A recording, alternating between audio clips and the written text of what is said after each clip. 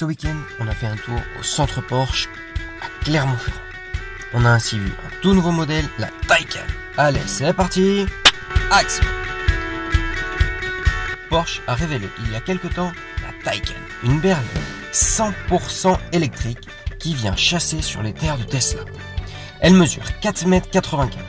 C'est donc un bon gros bébé au gabarit d'une Audi A7. Il s'agit de la version de série du très désirable concept Mission E qui a notamment eu un petit rôle dans le dessin animé Playmobil. Sur ce concept, on kiffait les jantes au design futuriste. Sur le modèle exposé, on a la chance de voir les jantes de série qui s'en rapprochent le plus. Elles sont vraiment sublimes. Autre promesse, une recharge très rapide.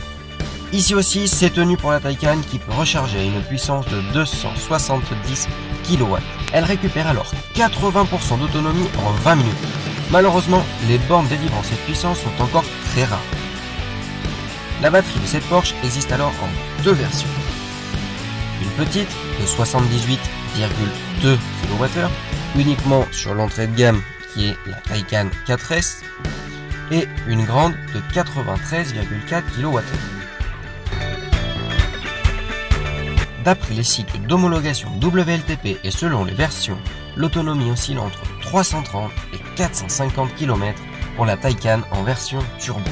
Alors oui, c'est bizarre de choisir turbo comme dénomination d'une voiture électrique. Mais Porsche explique que dorénavant le mot turbo constitue non pas une caractéristique technique d'un moteur thermique, mais plutôt une gamme. Décryptons donc cette gamme. Pour le moment, il y a 4 versions. La 4S avec 435 chevaux et 640 Nm de poids. Il s'agit là de l'entrée de gamme qui commence à environ 100 000 €. On a ensuite la 4S avec les batteries Performance Plus qui offre 490 chevaux. Arrive ensuite la Turbo, modèle comme on l'a vu exposé chez Porsche Clermont-Ferrand aujourd'hui. Elle fait un bond de puissance pour atteindre les 625 chevaux et 850 Nm de poids. A noter que c'est cette version qui a la plus grande autonomie. Enfin, pour chapeauter la gamme, il y a la très excessive Turbo S. Excessive par son prix, qui dépasse les 220 000 € avec quelques options. Excessive par sa puissance et son couple de camions. Elle développe en effet la bagatelle de 761 chevaux et 1050 Nm grâce à une petite astuce dont on parlera juste après. Excessive aussi par ses performances qui lui octroient 0 à 100 en 2,8 secondes.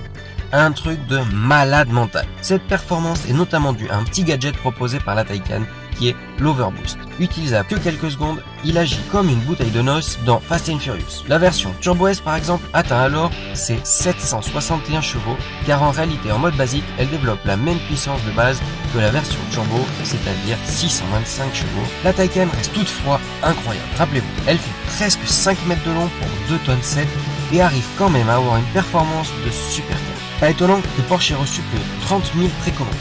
Niveau architecture, la Taycan est une traction intégrale, jusque-là rien d'exceptionnel. Sauf que, électrique oblige, elle peut, selon les conditions, devenir soit une totale traction ou une propulsion à 100%. Ce qui lui donne une agilité très exceptionnelle. Là est la grande différence avec les modèles thermiques Porsche habituels, car ces derniers ne peuvent envoyer que 50% de la puissance à l'avant au maximum. Les nouveautés ne s'arrêtent pas là pour autant. Entrons maintenant à l'intérieur au poste de pilotage où on se sent exactement comme dans une 911. La position de conduite est géniale et tout tombe sous la main. Le cuir est d'une grande qualité et le ciel de toit en Alcantara est très élégant. Derrière le volant et autour du conducteur, on retrouve alors 4 grands écrans qui font la part belle aux nouvelles techno. La Taycan est avant tout une berline. On se place donc aux places arrière et malgré sa ligne de toit fuyante, on se sent très à l'aise. Il me semble que cette sensation est très liée à la sensation d'espace ressentie grâce au toit entièrement vitré. Petit détour à l'arrière du véhicule où on retrouve un coffre très spacieux. J'aimerais également vous parler de la vision de profil de cet arrêt. Les designers ont beaucoup travaillé la ligne de la voiture et je pense que c'est à cet endroit que l'on retrouve le plus leur travail pour faire de la Taycan non pas une limousine mais une vraie sportive. En effet, de notre point de vue, il y a une sorte de rappel de ligne, un peu comme peut le faire Alpine sur sa A110.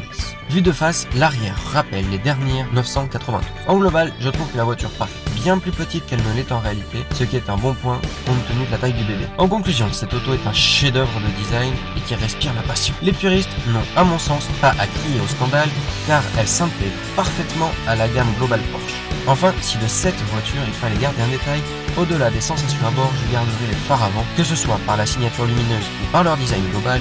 Ils apportent une touche agressive, sportive et surtout futuriste à la voiture, à la manière aussi des jantes qui concourent à cette impression. Voilà, c'est fini. J'espère que ça vous a plu, n'hésitez pas à lâcher un pouce bleu et un commentaire. On se retrouve dès dimanche pour un format un peu différent. En attendant, on se retrouve nombreux et nombreuses sur notre page Instagram French Car Fan.